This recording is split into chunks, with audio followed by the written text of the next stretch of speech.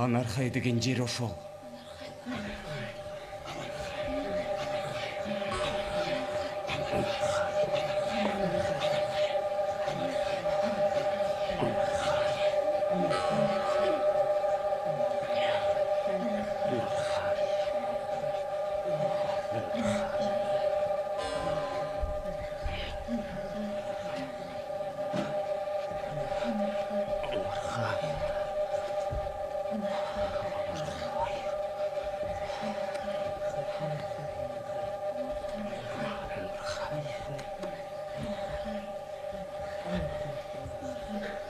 Кайнар булактан шақаның ортосын суу сөйреген чекти. Ен талан жаңырткан ачай кырк чыкты. Эй! Академик. Тумшуңду канчалатам. Селее каттым. Кулак төшөдүм. Чынында менин атым Кемел.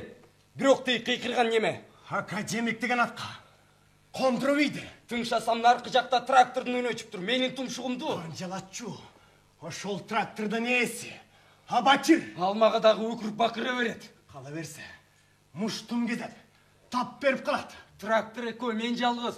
Бу аттуу жалгыз араба менен тракторга сууда. Майда. Майлар майда. Дагы бар балекеттердин баарын жеткирип туруш. Милдетим. Трактор токтоп калса, тумшуңду канчалатам. Кайдагы бир бок мурун сенсөрөйдүн айынан.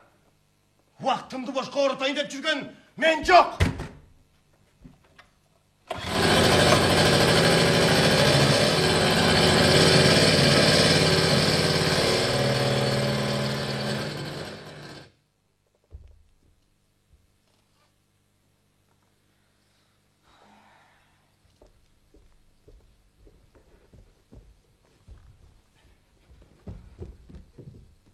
Мен студент да эмесмин. Институтка түмен капармада кирген эмес.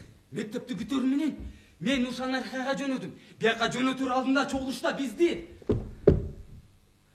дин буза турган эр азаматтар, жанырган чөлкөмдүн тайбанбас баштоочулары деп атаган.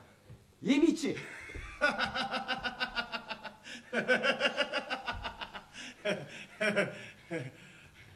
Академик. Атка кондум. Уят. Аны чыгарган. Абачыр.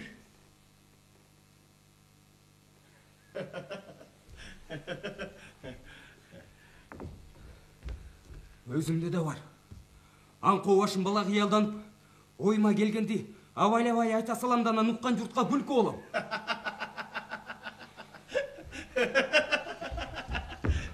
Ошол менен бочканы толтурбастан арабамды жылгадан айдап чыктым. Анда жол дегенде деле жол жок. Арабамда эле калган из. Трактор. Бери караган кең айдоо жеринин этегинде турат. Абачыр трактордун үстүнө чыгып алып, абага муштумун абага жаңсат. Мен ашата согуп кыйкырып турат. Эй! Академик. Академик.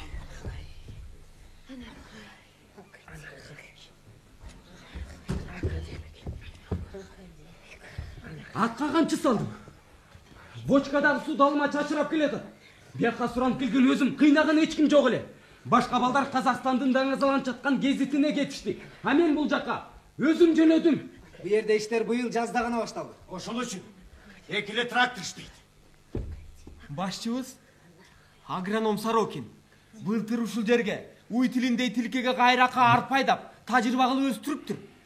Түшүмү дурус болгон дешет. Айлана талаага да ушундай болуп өсүп берсе. Анархайдагы кыштаган малдын тоют маселеси оңой чечилер эле дейт. Анткени менен бу келгендер деле кылчакта иштеп жатат. Анархайдын жайы кургак, күнү ысык. Башкача эмес. Темир тикен көк кезинде курап калат. Бу жерге мал кыстатчы колхоздордон да азырынча башкалардын эккени эмне болор экен?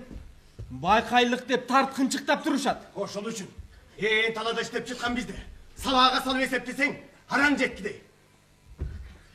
Эки тракторчу. Эки чиркөөчү. Аш болсо аял. Суу ташыган мен. Анан агроном Сорокин. Болгон ушуларбыз. Бул жерде биз бар экенибизди дүйнөдө жанадан билбес чыгар. Дүйнөдө эмне болуп жаткандыгын биз дагы билбейбиз. Анархай.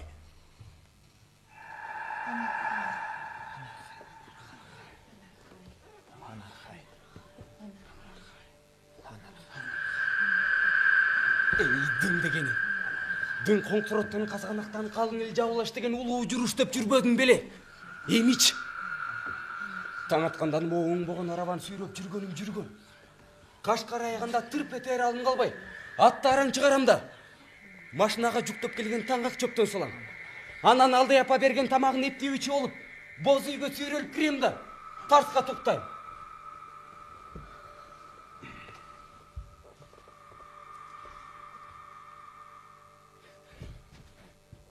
Анархай шубактуу жайкын талай экен ырас. Көркүн көр. Кыдырып жүрө берсем деп суктанасың. Бирок убакыт жок.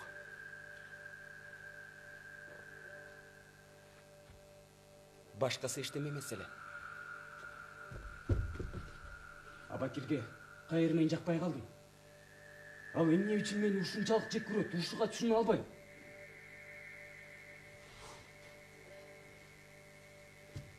Көрөр күнүң мурда ушундай болорун билсемчи.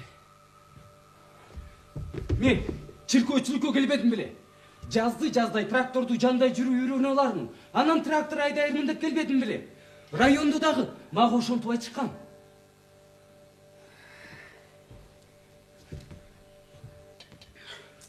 Ушул кыялым менен мен Анархайга жөнөп бердим да. Келсем чиркөөчүлүк толук экен. Минтип суу ташыгы чыгып коюшту.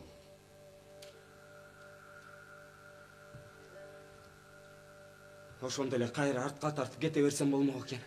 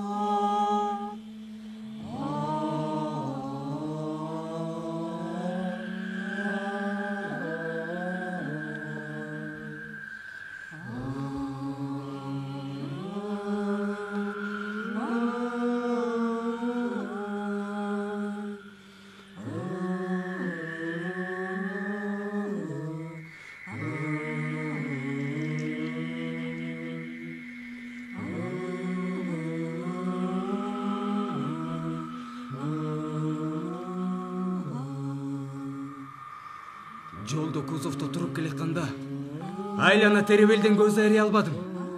Мына эл өзүнө жомок болгон байыркы Анархай.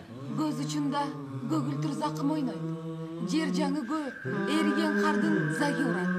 Агаралаш буулабадан былтыркы кураган шыбактын түбүнөн кылтыйып чыгып келаткан жаш шыбактын кермекчети каныл жарды тылай.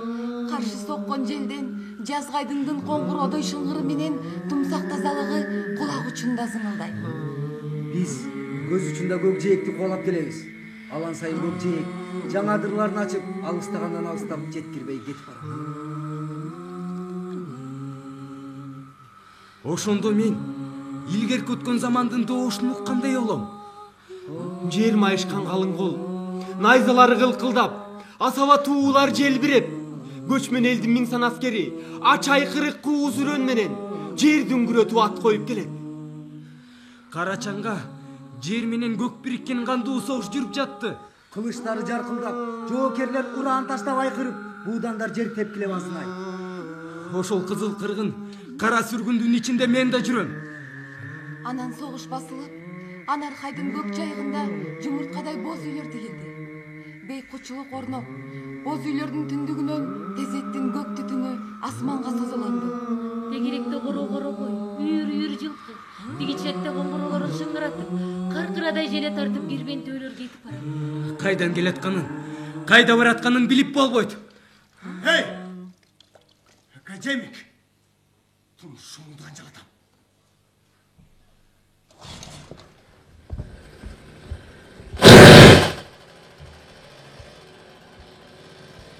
Мен бар сырымды Кошко келген күн эле билдирип алдым.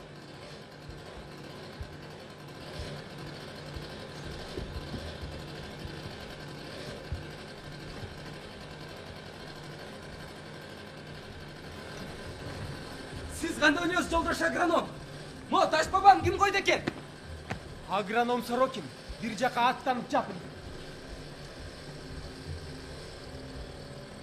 Калмактар байгончуга деп аттанып жөнөп кетти.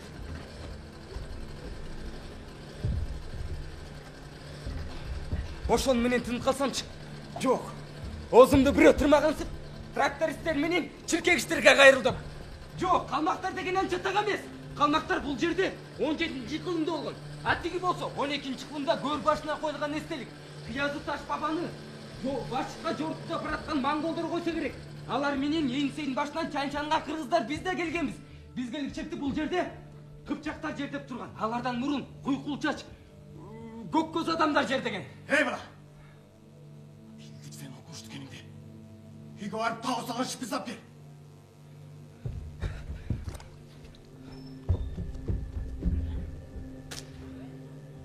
Мен жүгүрүп бара алып келген Салидо салган шприц экен.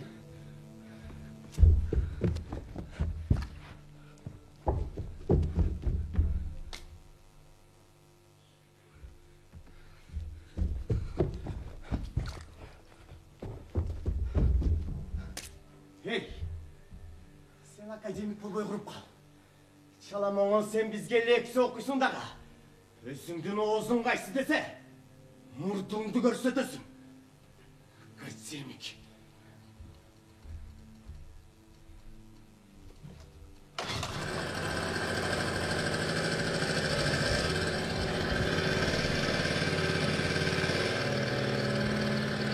Ошондон баштап академик аталдым да калдым.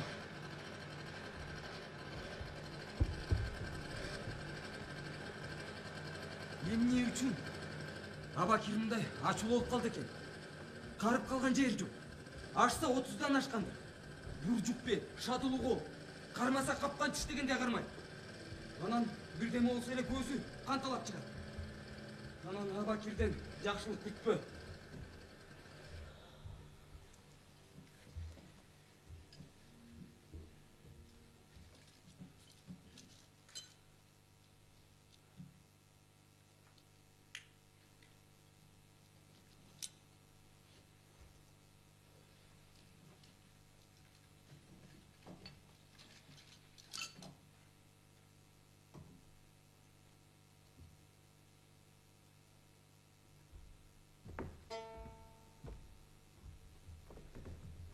Жакында бир окуя болду. Нигерде жаган жамгыр түнү менен себелеп токтободу. Жадат. Үзүк туурдуктан сары бакты. Эртеси да басылбай. Бир отолагы жан болуп алды. Үйгө амалсыз камалдык. Бекерчиликтен башыбыз катты.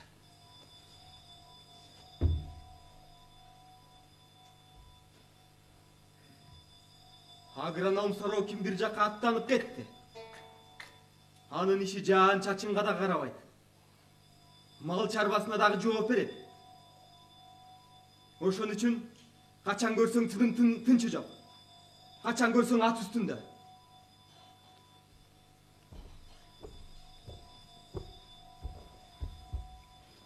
Ал дей менен Галипа булакка сууга кетти.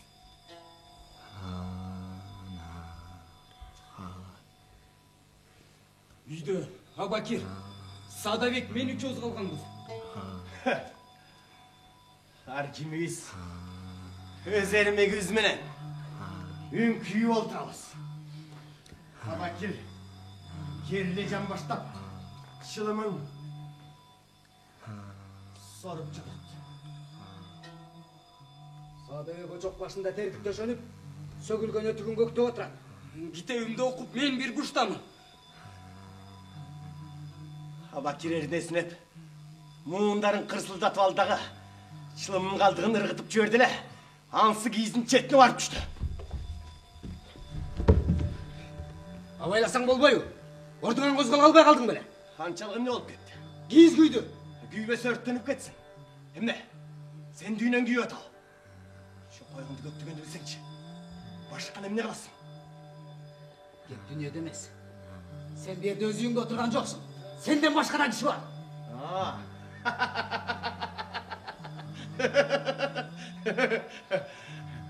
Aşol, bötön үйде отырғаным болып атпайы. Өз үйімде отырсам, sen de inemelerminen süйлешіп қойосын. Düşündün bü? Жарғақшымды шордым. Bu qargış деген анарқай, sen жана senin қатының оқшығын, ақмақтарды сүргінге айлай тұрған жер тұрмайы. Сілерге қошып, Құдайым менді айдап келіп отырмайы бұл жерге. Мейлі.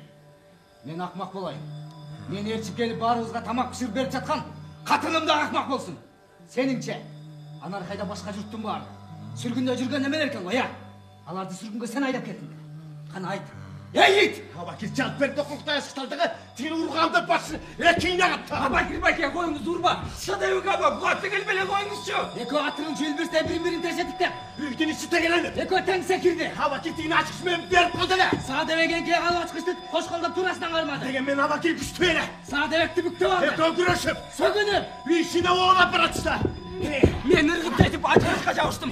Араң дегенде жылуын сыртқа қачып жүріп. Алды япа, қалипа, қолға тез мұшташы отчат өлері. Чақалар кішіне қойып жүгіріште үйге кіріп кетті. Ава кірмeye Сағадебек келді, оны лақтап жай. Үйге нарың дегенде ажыраттық. İyi takım it. Seni çalıntmasam bile. Sen Ali Abakir'din. Kim eken bile gezi. Қана, тиіп көрші. Өзіңді чұқып салам. Өзіңді өзің танығыз қылып.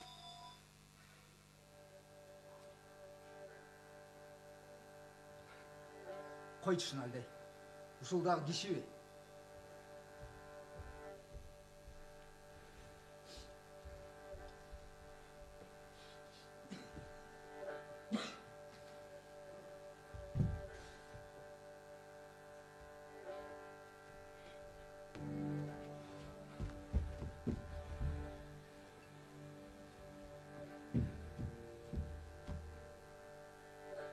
Ал ортада мен сыртқа шығып, тополоңды өзім ырық тиген ашқышты іздеп таптым да. Таш бабаны төне көміп салдым. Анан отыра қалып үйлеп жіберсем болу. Қысып келген дүлейозадан бүт тыла ойым қалшылдай ойладым. Мені ешкім көрген жоқ. Не болып кеткенімді өзім де білбей қалыппын.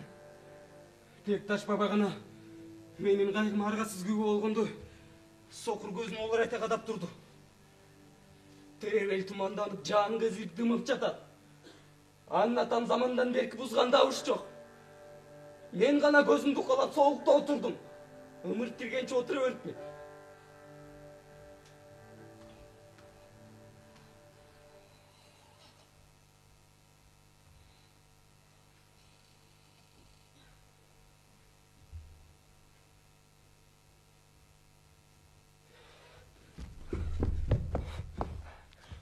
Ертесі күндөгден ерте тұрдым. Ал түні башыма бір ой келді. Мұндан әрі мені бір ұршымақ тұрғай. Қату сөз айтпаяғда қылып қансем да башқаша жүріп башқаша іштемесем болбойды. Башқалардан менің еш жерін кемемескен білешсің. Ең оғыл жанарым айташып, тракторларын бақтарын толтырып қойдым. Ананы радиаторларынан су құйып қойын деп бочканы қылдыратып, бұлақты көзде жөнедім. Еме тамақ ішіп болсам қайра кешке су ташайын. Бүгінім жақсы ошталды. Моторлардың үйіне çıkın жоқ. Суны кешіктірмей ташып жаттым. Bana geldi. Bana geldi. Bana geldi. Hey.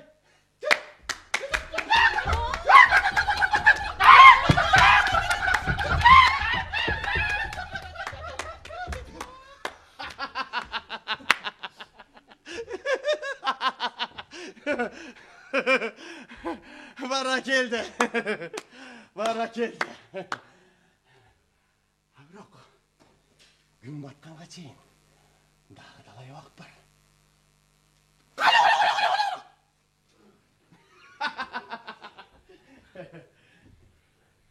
Башатқа қайыр айланып келгенімде, аң башынан бір қоро қозылы қой көрдім.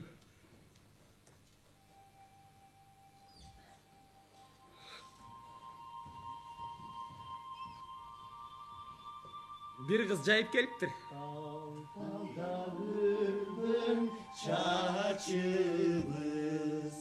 Talay bu kızlar adımız Damdağı bulbul günden ilay Tamşıp bir ırdar çağımız Damdağı bulbul günden ilay Tamşıp bir ırdar çağımız Koy qo'zini bulaqtın ағып шыққан жерінен суғарып тұрады. Bu kız qaydan пайда болды? Kıyazı деген Qo'shto'бенің ары жағындағы қоныштан келген ұқсап, айерде чамандар көп. Қыздың жүзі маған негідер таныш көрінді. Bir журналдың бетінен дал ұшында көкіл маңдайына шыққан Вьетнам қызының суратын көргем. Kız bura Унчугушпай телмирип, экөөбүз тиктешип калдык. Bu kız qaydan пайда болды деп мен таң қалып тұрсам. Бул араба беш жигит кайдан пайда болду деп кыз да таң калып тургандай. Бирок мен сыр бербей, арабаман секирип түштүм да, көнмүш кыймыл менен бочкага су толтура баштадым.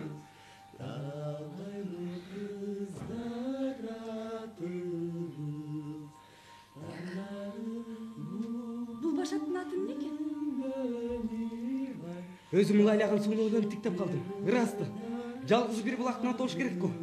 Антип турганча суунун бетин өлтүрүп, түү булан кырланды. Ботагыз.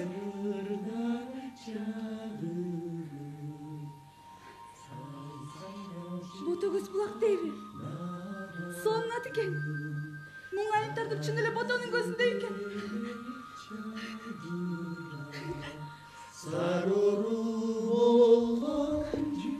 Кыз экөөбүз сүйлөшүп кеттик. Кыз менин жердешим болуп чыкты. Мектепти былтыр бүтүрүптүр. Азыр бул жерде сакманчы болуп иштеп жүрүптүр. Биздин Кашардагы кудуктун суусу туздуу. Ушул жерде булак бар деп уктум беле. Өзүм да көргүм келди. Ширин суудан улактарды ичсин деп издеп келгем. Козуларды өстүрүп, күзүндө оторго кошом да өзүм университетке кирем. Мен дагы окуп атсам да механизация жагына. Мени бул жакка тракторчулукка жөнөтүшкөн. Азырын чейин убактылуу эле башка бир суу ташкыч келмек. Эй! Академик! Тумшуңду канчалатам. Ой, мен сүйлөшүп туруп калган турбаймынбы? Жайынчылы суу жеткиш керек. Кыз коюн жайып жөнөп кетти. Абакир, кабинасын үстүнө чыгып алып, хабаамы уштап айкырып турат. Ой, баратам. Жагыңды басчы. Бөтөн бирөөнүн көзүн чайкырбасаң кантет? Бочкадагы суу далма чачырап келатат. Бүткүлдөн эме төгүлүп келатат. Мейли төгүлсө. Бир да тамчысы калбай төгүлүп калса мейли. Эми мен мындай коркутка чыдай албайм. Абакир кабинасын үстүнө секирип түшүп, баян күзүндөй опурулду. Мен твайкыроо көрсөң, жумуш таштап таш басып кетем. Энеңди. Бок мурун академик. Эй, кеттиң келип атабы?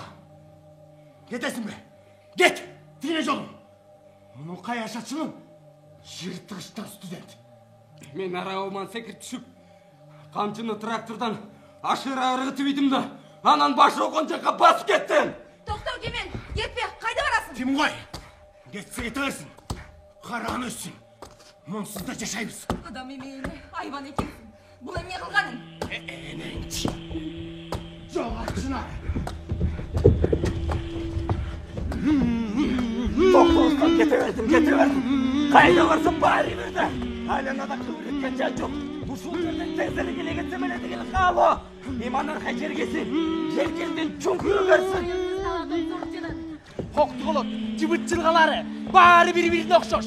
Ичиң бышып кеткидей. Мына сөлү таланы ким жаратты экен?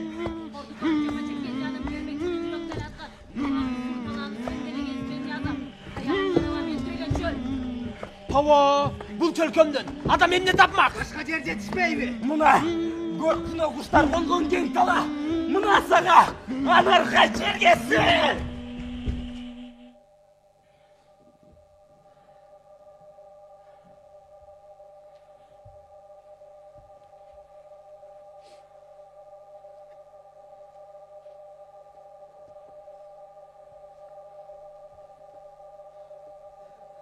бир жерден темир жолго чыгарам. Анан шпал санап кете берсем, разъездге чыгып поездге жармашам. Ошентем. Эл журтка, элге кетем. Токто.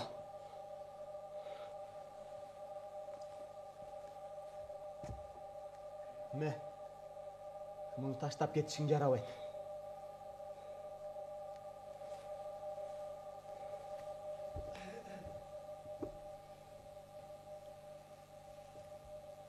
Эгер разъезди издесең, оңго тарта жүр. Тетиги жылган өрдө.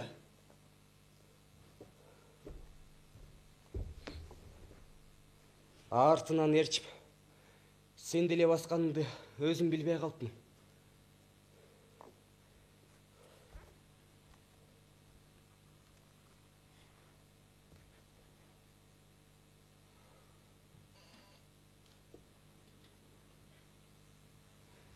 Кечинде баарыбыз үйгө чогулдук. Баарыбыз унчугушпай үңкүйүп отурдук. Очоктогу терскен гана чарчук күйөт. Башка да иш жок. Баарына күнөөлүү мен.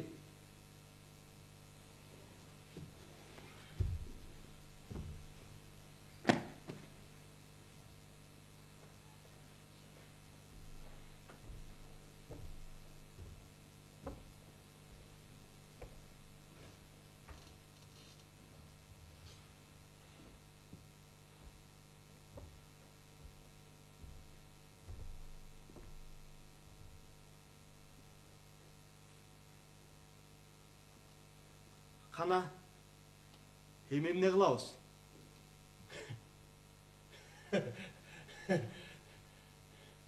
Эмне? Анар кайда? Топон суу каптап келет турбу.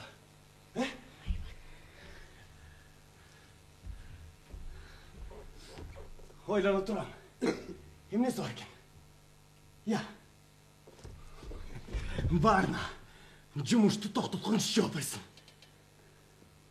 Кеп ким күнөөкөр, ким бейкүнөө экен демес. Кеп могу жаш жигиттин тагдыры тууралуу болмокчу. Эми бул эмне иштейт?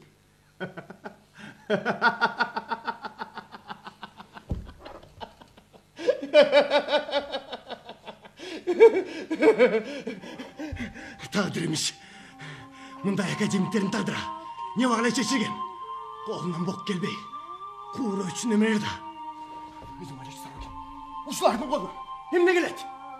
Сен экөөбүз таманыбыз ташка тилинип, нан таап жүргөндө, булар окуу демиш болуп, талтаңдап, 10 жыл убактысын бошко кетирди. Курстагы ток, кийими бүтүн. Буларды асыраганда биз андан эмнени тапты, эмнени үйрөндү? Же машина айдай албаса, жатка моюнчак ката албаса, ой моюнчактын боосун кантип байлаганды билбейт. Муну түшүгүн мен тартып, жинди болуп турмунбу? Окумуштуулугум, урганым жок. Дагы таш бабанын тарыхын билетимиш. Андай болсо, ишке келсе, карайлап көзүн таппайт. Андай болсо, башкаларга да кесепетин тийгизбей, жоголсун. Анан калса, Сорокин, сен дагы жөндөн жөн эле өмдөктөй бермедиң. Менегим жок. Жалгыз өзүм иштеп жүрөм. Башканы дагы илээңдиретпейм. Жогого көмбөйт экенсиңер. Анда эртең эле менен караан мазар болосуңар. Жана айткан. Мындай академиктерди битче сыгып таштарлым. Жетишет. Биз аны сенсиз эле билебиз.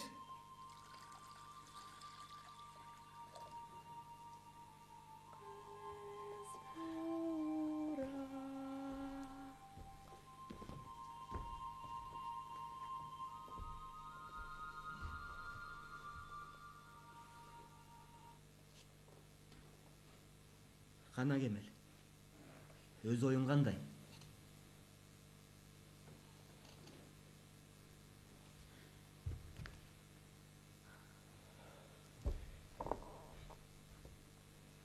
Мен бул жерге чиркейчи болуп иштегени келген. Трактор айдаганды үйрөнгөнү келген. Атка моюнчак катканды үйрөнүп алдым го. Аны элдин баары эле билет. Бул жумушта деле иштей берсем болот. Бирок мен эми суу ташыбай, айттым болду.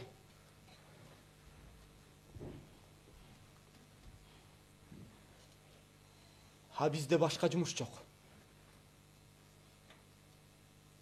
Анда мен кеткеним ол. Кемел, ордумду сага берер элем, сууну өзүм эле ташып. Бирок сен барбайсың да.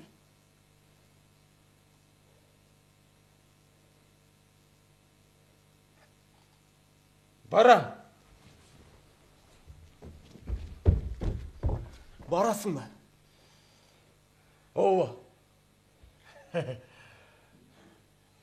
Мага баары бир. Эгерде саал эле бир нерсе болсо, ал дагы мойнуңду жүрүп алам. Сал бирден болсо эмне кылмаксың?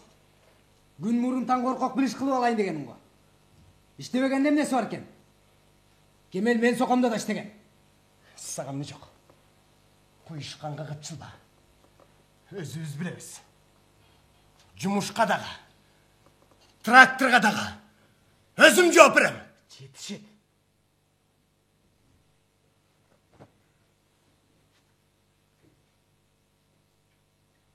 Таң эртең ишке кириш.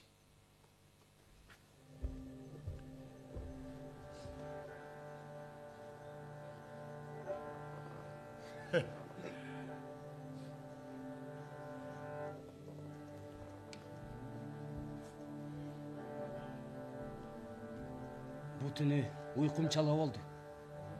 Абакир менен кантип иштешер экенин. Буга чейин анда-санда бир кагыш алганыбыз болбосо экөөбүздүн ортобузда окчумун эле. Чиркегич болушка көктүк, чыдамкайлык керек. Бирок мен андан коркпойм. Айлана таланын ойгырын билип, сокону керек болсо көтөрүп, керек болсо түшүрүп туруу милдет. Трактористтердин же тракторлордун башка жумуштарына, кыскасы баардыгына жардам беришим керек. Абакирге жазатайып сураган ачкычты эмес же болтуу же гайкасыбы учурунду таап бербей койбосоң балия башталды дей бер. Ойлонуп көрчү Кемел. Сен тең эмесиң. Коюзунан чуалбаган муун баласың. Жеп коет сени, түк да жакпайсың. Жагынайын деген мен жок. Жегич болсо жеп көрсүнчү. Бүгүн көрүп жүрүпмүн. Өзүң билесиң го, деги байка.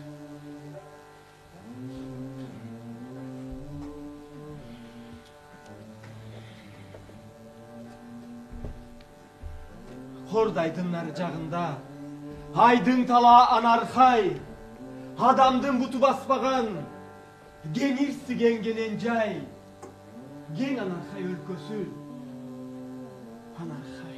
Абакир экөөбүздүн чекишибиз алгачкы эле күнү башталды.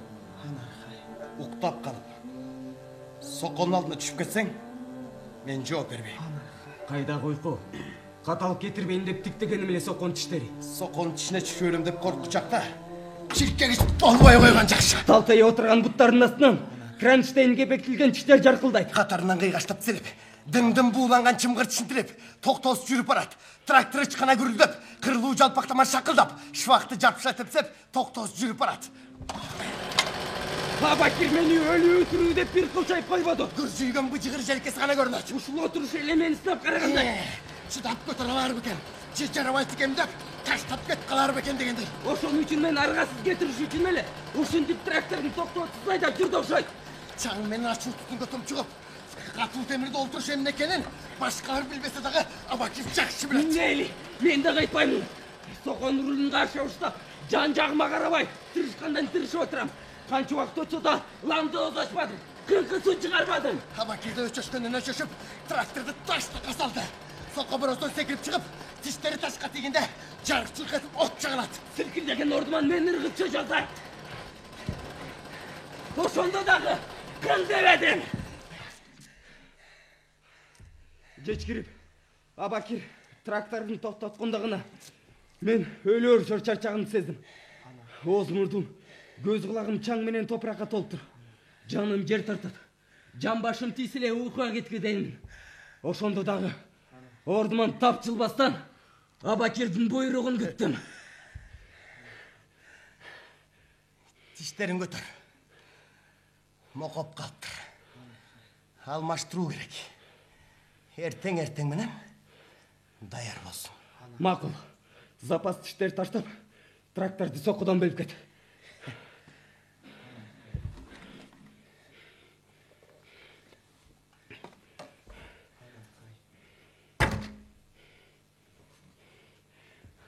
Артынан карап туруп ачуумда келди, бирок суктанып да турдум. Чарчагына билинбей теңсер басып барат. Менин тирпетер алым калтырбады. Өзү да тыным алган жок. Өгүздү иштейт экен. Хайван. Курстун алдында куура чолтум. Сокон жанына жинеп койдум. Түн ичинде оттун жарыгына тиштерди алмаштырбасам болбойт да. Отун жинеп бүткөн соң тамактанууга үйгө жөнөдүм. Байкушал эпо Боркержан. Анан алып койгон тамагын апыл-тапыл жеп жатканда Зейнигеге карап отур. Жай бараката салга чолом жок эле. Алдайдын фонарин сурадым. Эмне кыласың? Керек, сокун тиштерди алмаштырам. Кудай, ушундай да болчу эле я. Жибербейм, баланы да кордогон болобу.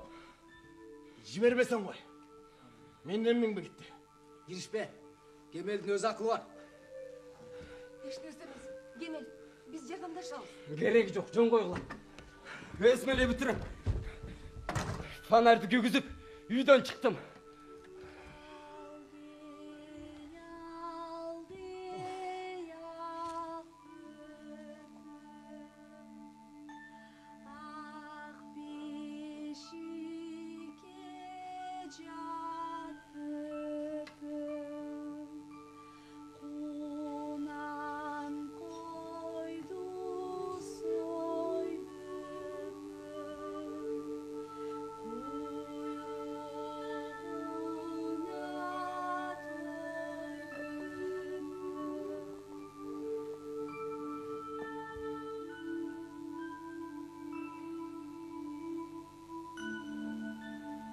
Түн коюну көзгө сайса көрдүңүз. Суу ичип алышка булакка кайрылдым. Кайнар булактын чордону бүлкүлдөп, салкын бетиме урду. Фонарьдын жарыгынын түбү күмүр чооланып коймолжуп жатат. Чын эле ботонун көзүндө сакманчы кыз эсиме түштү. Баягы жолукканда Жадегенде атын сурап калбапмын. Көгүл чачы желпилдеген. Ал сүйкүмдүү кыз Кайда болду экен азыр?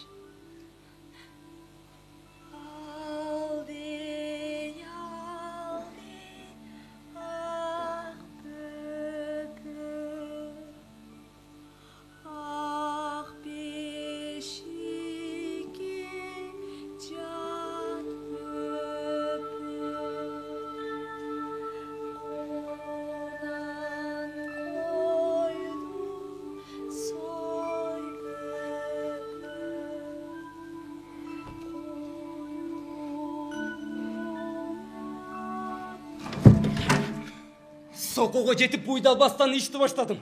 Соколорду көтөрүлгөнчө көтөрүп коюп от жактым. Фонарьдын да жардамы жакшы тийди. Гайкаларды чыгарып, болтторун кайра бурап кийгизип, жоголуп кетпесин деп шапкама салып жатам. Ошентип түнү менен соконун астында сойлоп жүрдүм окшойт. Гайкаларды кайра бурап кийгизиш баарынан кыйын болду. Анын үстүндө эби да келбейт. Бара-бара отта басаң дей берди. Соконун астынан сойлоп чыгам дагы. Отко куурай таштап жата калып үйлөйм. Канча убакыт өткөн билбедим. Айтор тиштерин баарын алмаштырып чыккан чакта тыным албадым. Ошентип бүткөн соң тем-теңдеп тракторга жеттим дагы. Кабинанын ичине куладым.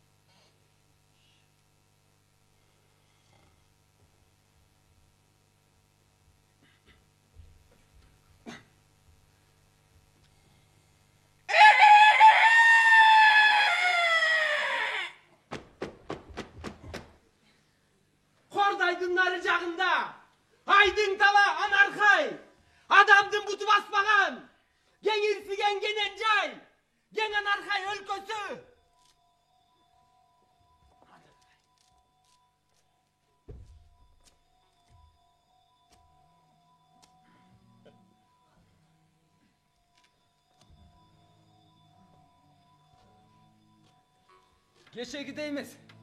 Бүгүн соколдо бекем отурдум. Колуман келет экен деп калдым. Алгачкы сыноодан ай берди өткөн соң, аягына чейин чыдай алама көзүм жетип калды.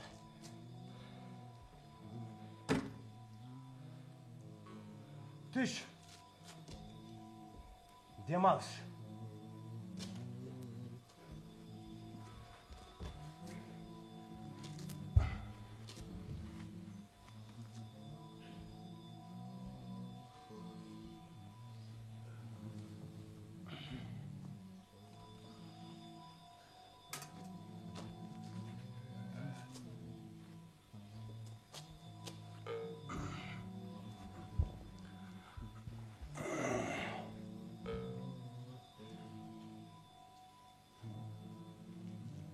Dalıma karşı.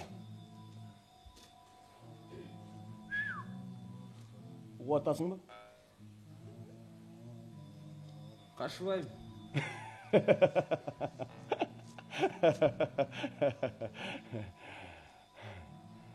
Kaşıysın dedim be. Kaşıysın. Kana? Kança gütem. Sen emне? Мен жумушчумун. Элдин барын баккан мен деп төшүн какылай бересиң бе?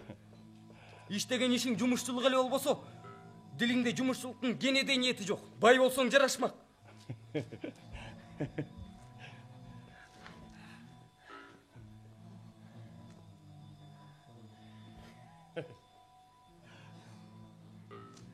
Bolsa olmakum. Men niyetim mene. Senin. İşin bolmasın.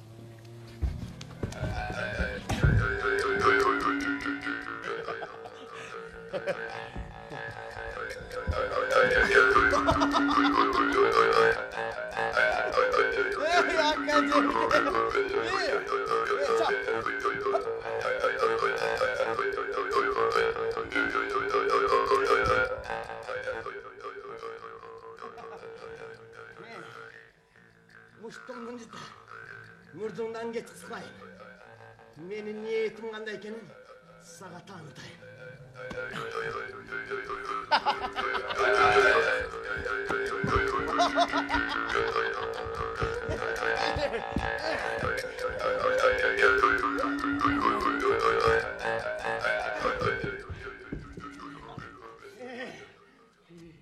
Yattın bak acemi. Şuntup жерден жытым бе. Бұл саға таш баға тура лекция оқымес. Мұндайда тарихтың жардам тибет.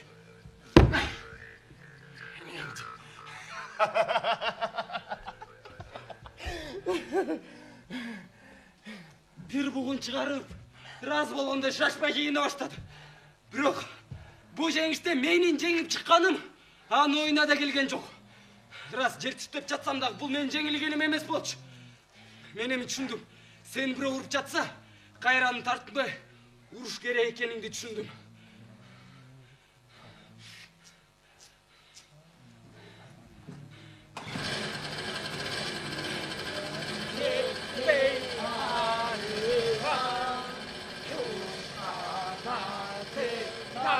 Трактор татрот алып ордан козголду.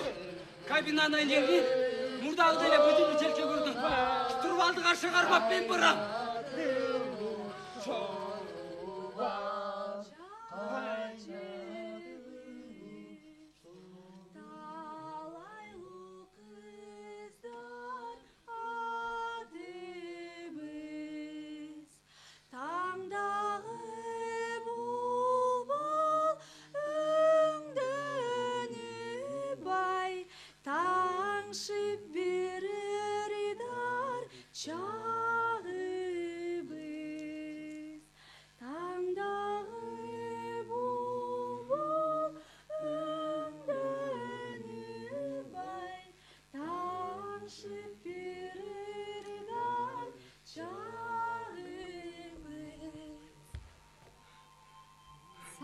Эки-үч күн мурун арабага түшкү тамактан кайтып келатып, булактын башынан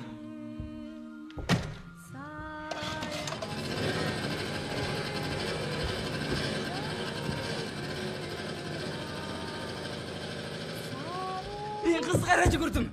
Коюн таштап, ал да жүгүрдү. Бирок мен ага жетпей токтодум. 1 мүнөт болсо да жанына жакын баргым келди. Бирок кайдан? Мен тиги жумуштан кечикпес үчүн арабаны кууп жешим керек. Саламат. Саламат, эмнеге суу ташыбай калдыңыз? Азыр кайдасыз? Тракторго өткөн. Тетиги загондобуз, кечирип коюңуз. Мен шашып баратам. Барыңыз, барыңыз.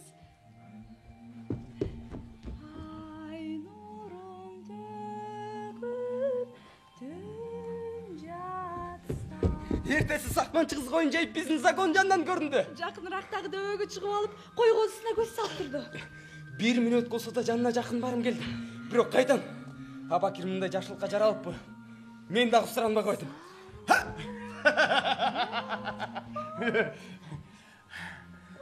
Бу кыз эмне айланчыктап калды?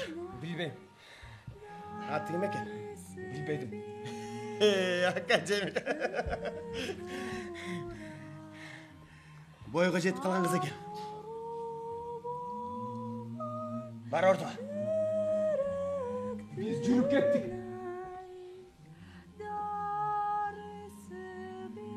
Жанына жакын барып, жанаша отуруп сүйлөшсөм. Жа дегенде желпилдеген эле чачын карап келсем дегенде эки көзүм турт. Аңгы чакта трактор токтоп калды.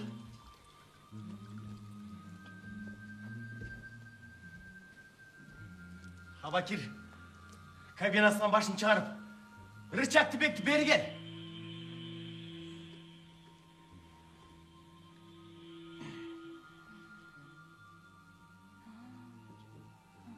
Отур. Айдап жүрү.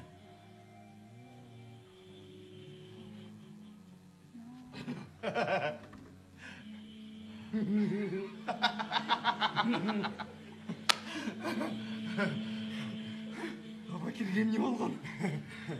Ушинтип тепким эле ойлоп тур. Чыны менен ага ниет оңолду.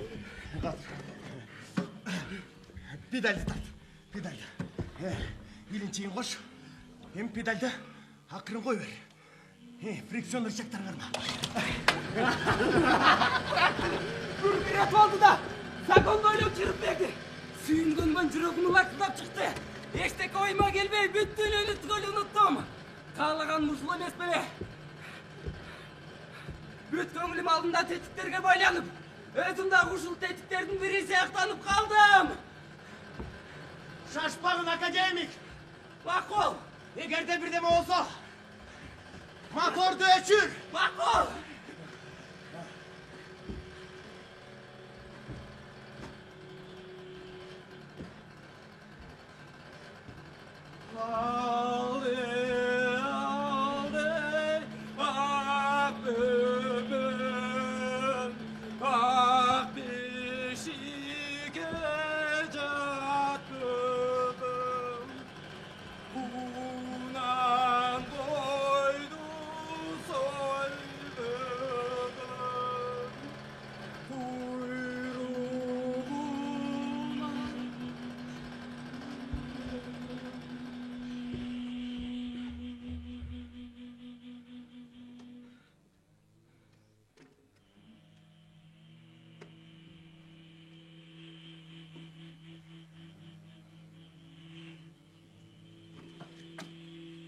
Бар ордуга.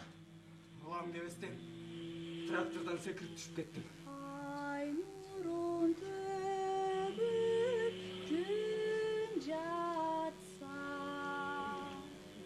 жай гүлүн тамчый бир калса, жер жигит күлкү салбайбы ай. Сакманчы кыз коюн жейип, бүгүн дагы келди. Абакир тракторго отургузуп,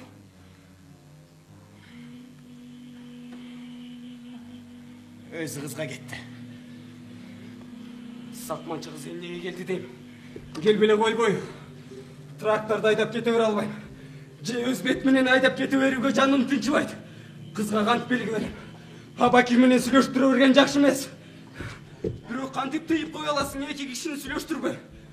Ар ким өзү билиш керек да ким менен сүйлөшөрүн. Bu жолу кыз тез эле кетип калды. Ага, мен катуу кубандым. Жакшы бара кой беш көкүлүм. Эртең дагы кездешебиз. Эмки жол тракторго отуруп албай алдыңан чуркап чыгам. Азыр жакшы бара кой.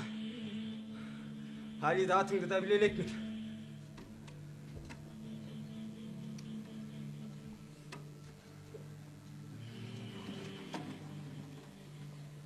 Эртеси кездешебиз деген бекер экен. Аба керек өз бири-бирибизге билгизбей, кызды 3 күн катар менен күттүк.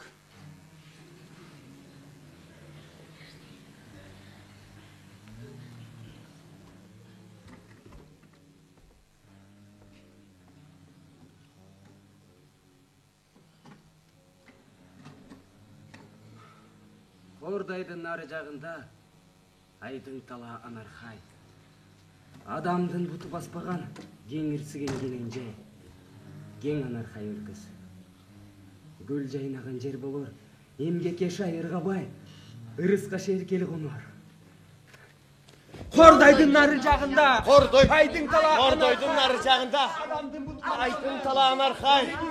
Адамдын буту баспаган кеңирсиген кененжай, кең анархай өлкөсү. Эмгекке шайырга. Эмне? Күйдүм деп жатып жатасың ба? Эр менен тиги кыздын башын айландырмаксың ба? Бергин бирөө жазган окуган жакшы эмес. Эмне жакшы? Эмне жаман экен өзүм билем.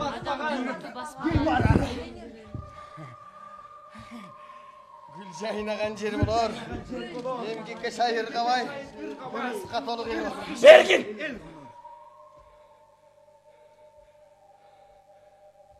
Бергин! Отурба. Не?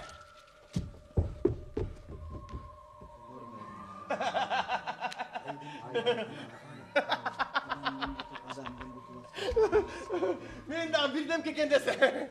Айдың тала анархай, кең анархай өлкөсү дейт. Эй, акмак академик. Сага окшогон куру кыял жер өпкөлөрдү айдап келе турган экенбиз жерге. Айдың тала анархай, кең анархай өлкөсү дейт. Тапкан сөзүм. Эй, бу анархай өлкөсү дагы сага атаңды таанытар. Бир эле жыл. Кыштап көрчү. Ошондо өрөң башкача чыгып жүрбөсүн. Кыштаймынбы жокпан сенден сурабайм. Мени коюп өз камыңды ойла. Ойлонуп турган эмнеси бар экен? Өз оюм, өз башымда. Бирөөгө жемин жедирбейм. Алиги кызды эсиңден чыгар. Түшүңө да кирбесин. Шалып салам. Көрө жатарбыз. Айтты койду дебе. Эсиңде болсун.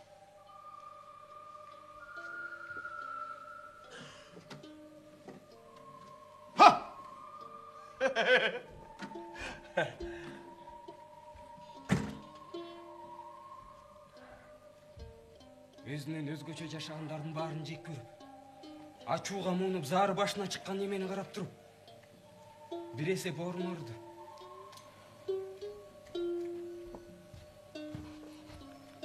Өзүң чоң эле кишисиң. Айткан сөздөрүң баары эле эстүү адам сөздөрүндөй. Бирок ал байкоостон чыгып кетеби дейм. Адамга ой ойлоого, тилек тилөөгө, кыялданууга эч ким тыюу сала албайт. Ушуну билип алсаң болот. Адамдын айбандан айырмачылыгы дагы ушинтип ойлоно билгенден эмеспи? Ушу күндөн тартып менин кыялымдан ажыраган жокмун. Кармашта кыялымды мен жеңип алдым. Эми ал кыялдын эси өзүмдө. Кыялымда менден адашкан жок.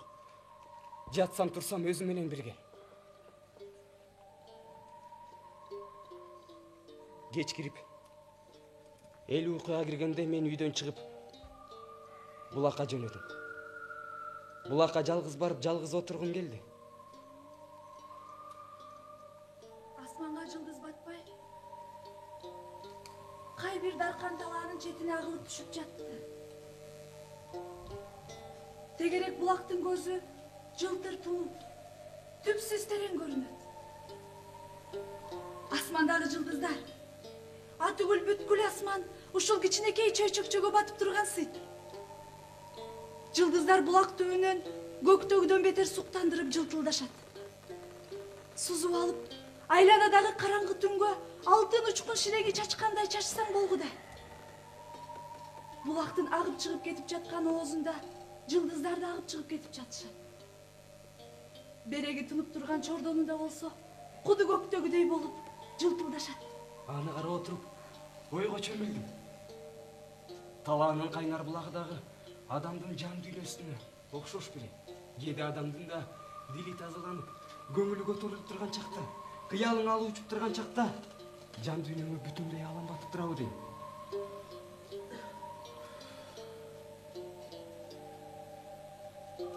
Булак башында отуруп, түн жамылган талаа сырына чөмүлдүм. Кулак туруп, дилимди ачып коюп, мемиреген түнкү талаанын табиятын жан дүйнөмө сиңирип отурдум. Кыялыма кыялым кошулуп, не бир ажайып элестер тартылды. Кимге айтсам, ким менен сырдашсам? Эмнеликтен экенин баамдабадым. Бирок сырдашсам сырыма, толкундансам кыялыма жалгыз гана алиги түшүнө турган беш көкүл кыз сыяктанып туруп алды. Жалгыз ошо кыз гана дилиме дили жакын. Кыялыма кыялы окшошуп туруп алды. Толукшуп ай чыкты. Анаргай!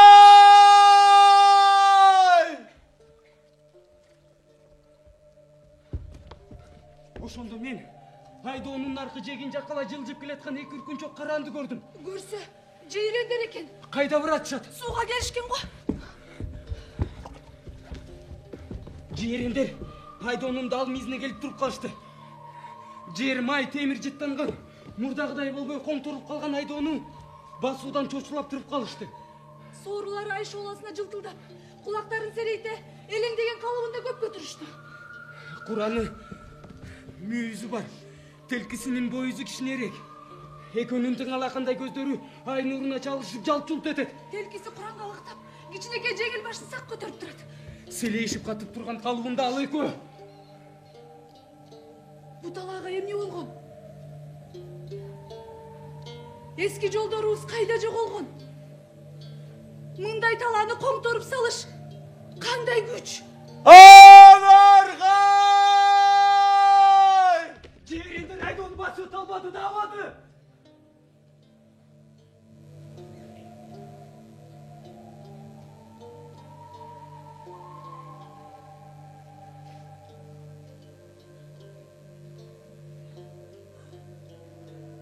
Кайра бурулушту да. Соорулары ай шооласына муңайын жылтылдап. Шыбырсыз басып кете беришти.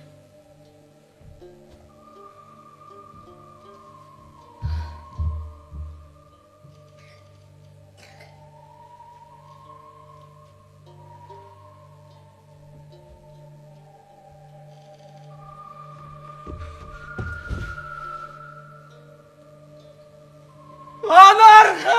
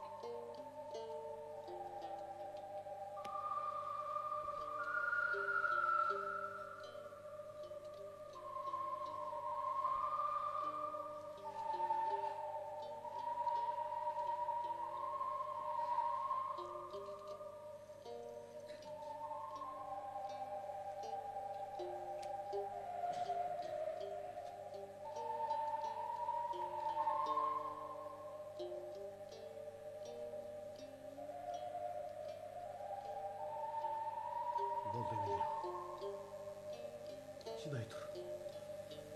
Жақында шаарга барабыз. Шунда алдырып салабыз.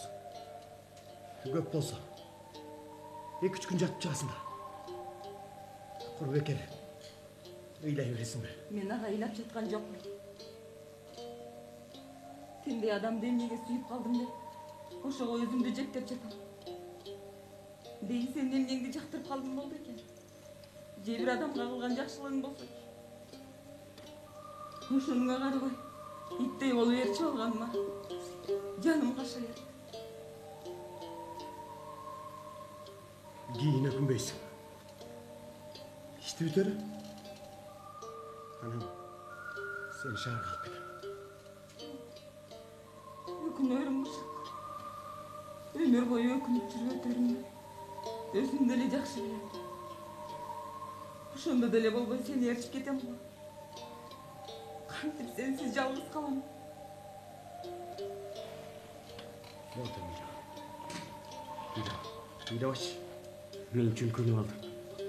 Жаркын көңүлүмдү капаланткан бул сөздөрдү укпай, эртерээк уктап кетсем экен деп думчулана жаттым.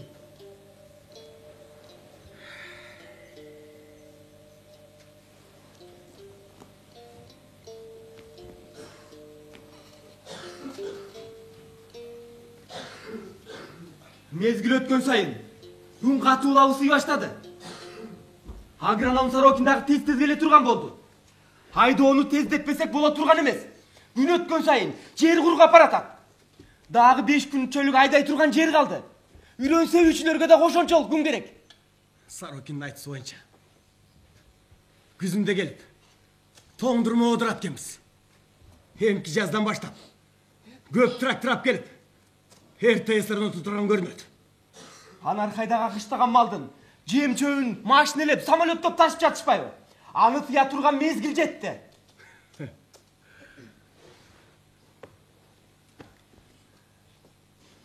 Кантип тияр айласын өзү билет. Абакир экөөбүз түн ортосуна чейин жер айдадык. Түндөсү талаага түнөп, эртең менен эрте ишке кириштик. Жумуштун оорлугу да ошончолук. Абакир мени мазактоого да шайман келбей калды. Менин бар жогумду мүлдө унутуп калгандай такыр назар салбайт. Ошондо дагы түнөргөн көзүнүн ичинде мага деген өчөчтүк жини жашырын кайнап тургандай. Мен өз милдетимди аткарып жүрөрдүм, өз кыялым менен. Кошту бүтүп, тыйгырдын ар жагындагы чабандарга барар күнүмдү, ай эртең 5 көкүлү кызды таап алар күнүмдү кыялданам. Коштун үстүндө соконун тиштери жылтылдап, дыңды чытырата тилип баратканын карап бараткан элем. Кара күрөң, дың кашкылак жондонуп каңтарылып калып жатты. Аңгыча четки тиштин астынан бороздо жылт көрүнүп, кайра жылт жоголгон балсымал бирдеме күзгүдөй отко чалышып, кайра бороздун астына жылт кирип кетти. Ошол жерге дароо жеттим дагы. Сокодон секирип түшүп, сүмбөдөй сары темирди сууруп чыктым. Эмне солсу да кооз экен. Алтын! Абакир менин дауышымды угуп, тракторду токтотту дагы. Трактордон секирип түшүп. Эмне таап алдым дейсиң? Карача Абакир, алтын!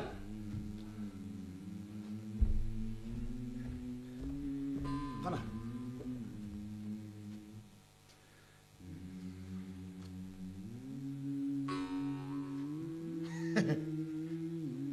Эмне ушул жерге бир алтынды таштап кетти дейсиң бе? Кайдан боло койсуң? Ай, эгер алтын болсочу, карач салмагы 800 граммдей бар. 12-кылымда бул жерлерде монголдор болгон. Алар бияка келер астында Кытайды чап көп алтын олжо алып келишкен. Бул деле ошол кезинен калкан ыктымал.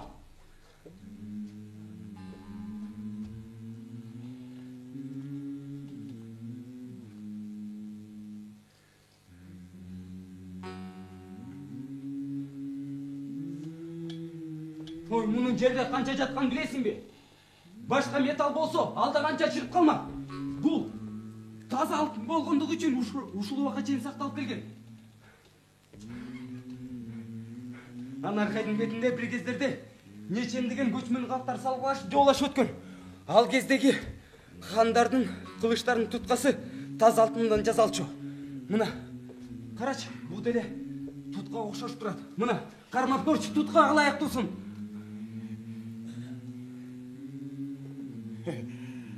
Алтын бу жок бу. Аны билгендерге көрсөтүп анан айталы. Коштун үстүнө түшүрүп аласың. Азырынча менде болсун. Мейли. Мейли.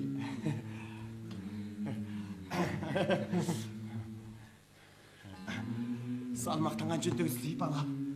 Аба кир трактордун өзү жөнөт. Андан ары жүрдүк.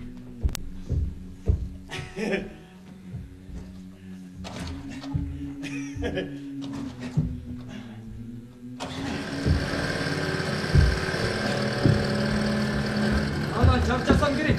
Табылгандыдан тутпайпмын. Трактордун улкуп жүргөнү чарчатты баарынан. Трактор бирде чымылжып калат. Бирде мотордун үнү кулакты тундуруп, тапатаңдан атырып кетет. Абакирдин бул жоруу таң калтырды.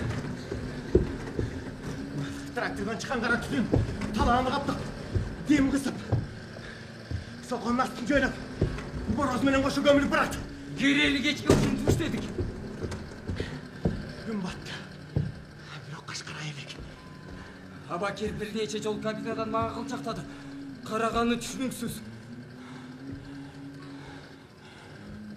Бир маалда трактор токтотту. Бери кел. Мен барып кабинага түштүм. Өң аракеттен кетип. Тике карай албай көздөрү жалтактайт. Кыйкыра өрүп чарчадым. Сен айдачы. Негедир жаным кыйналып турат. Бир аз салкындап алсам. Жакшы болуп калармын. Бар. Чыны менен каты ооруп калган го. Ичи ооруп атса керек. Бүрүшө түшүптүр. Деп ойлоп койдум да. Тракторду ордунан козгодум. Трактор чирене тартып, бир калпка жүрүп келет. Аны жүргүзүп башкарып келаткан мен. Бул жолу да жакшылап айдоого тырышып, адатымча толкунданып алдым. Сагонун этегине жетип, кайра кайрылдым. Иңир кирип тала салкындады. Эмек айлангандан кийин фарын көрсөм болот. Бет алдымды карап түз жүрүп. Ал жактагы апай бетти борлоп, бирөө шыпылдап кетип барады. Көлүгө чыкты дагы. Токтоосун ары түшүп. Андан ары көрүнбөй кетти. Далсын гана көрүп калдым. Абакир экен. Ага эмне болгон? Бир нерсе көргөн го. Кайда жүгүрүп бардат? Загонун орто ченине жетип, кабинадан суурулуп тура карадым. Абакир! Абакир! Алым катпады. Абакир! Кайда барасың? Кылчайып койбостон. Жер соргонсуп. Андан ары көрүнбөй кетти. Биресе таңкам, биресе эчтеме түшүнө албай келе жаттым. Азыр мага муңайым тунжураган тынчтыкта жат көрүндү. Айлана талаа менин ар бир кадамымды аңдып, шыбыртма кулак төшөп ойлогон ойлорумду билип жаткандай. Ойлогон ойлорум болсо, Абакир. Илгери замандарда бул жерлерде эмне болуп өткөнүн айтып берсем мага күлдү эле. Алиги табылган алтын деп, кылычтын алтын туткасы деп койсом акылынан адаштыбы? Бирок мындайлар акылынан адашпайт. Качууга алдаганча даярданып жүргөн эме көрүнөт. Кээде өзүнө кетем деп, Сорокинди, Халипаны, кала берсе баарыбызды коркутчу эмес беле? Биз корктук белек, сурандык белек. Аны менен иши жок болчу. Баарыбызды жек көрүп Атыгүл бир жолу муштар чыгарганычы. Анан калса боюна бүтүп калган Халипадан кутулгусу келди да. Айлык акчасын аларын алды. Акыры жидип жоголмоктура бүгүн гана бир күн бекер иштеп берди. Алиги табылганы алтын болуп калгысы бардыр деп иштеген эмгегинен кечкени турамыныз. Абакир! Кемей, кайдасыңар? Кайда жоголуп кеткенсиңер? Эсим чыкканычы. Күтүп турам. Тракторуңар турат, өзүңөр жок. Абакир кетип калды. Жумуш таштап кетти. Эмне дейсиң? Абакир? Эмне үчүн? Билбейм. Биротоло кетти. Биротоло.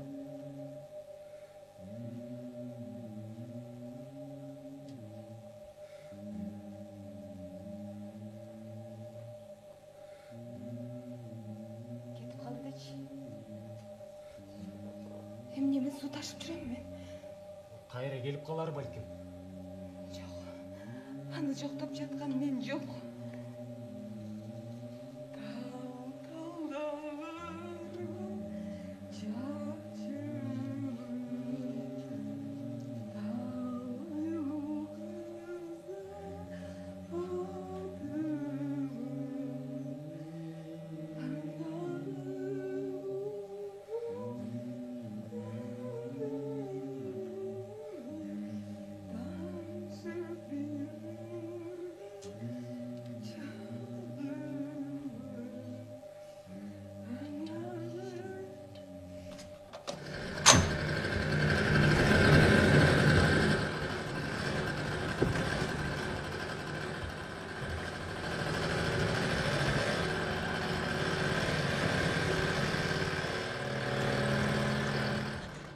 İşenip жүрбөдүм беле.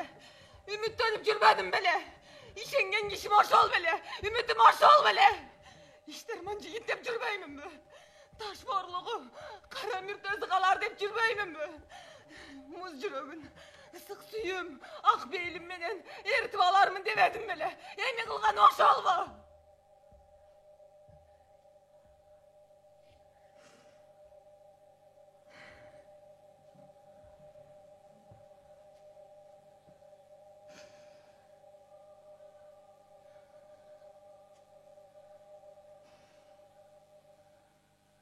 Эмнесин айтайын? Адам турмак. Айванатта башкарганыңдай басып, иштеп жүрбөйбү? Айвандан адамдын айырмасы жан дили бар эмеспи? Жан дили болсо, башка бирөөнүн үмүт тилегин сезбейби? Аябайбы? Ошондо эмгегин акыбети кайтып, үзүрү ырыс болбойбу? Абакирчи, ушунун бирөөнү да көрбөй кетти го. Келгенде кандай болсо, ошол бойдон кете берди.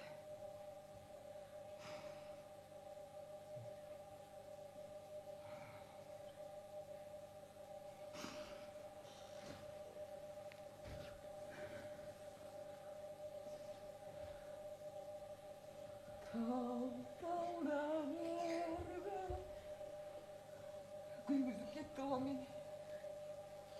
Чачыбын талайлуу кыздар. Күйгөнүмдү ким түшүнөт? Мен өзүмчө капа болуп турдум. Калпага жаным ачыды. Абакирден эмени кандайча сүйгөнүнө түшүнбөйм. Калпаны таштап кетип, кандай асыл казынадан ырыс талайынан Абакир ажыраганын билсе, түшүнсө, андал кышкы борондо ач калган ач бөрдөй улубас беле.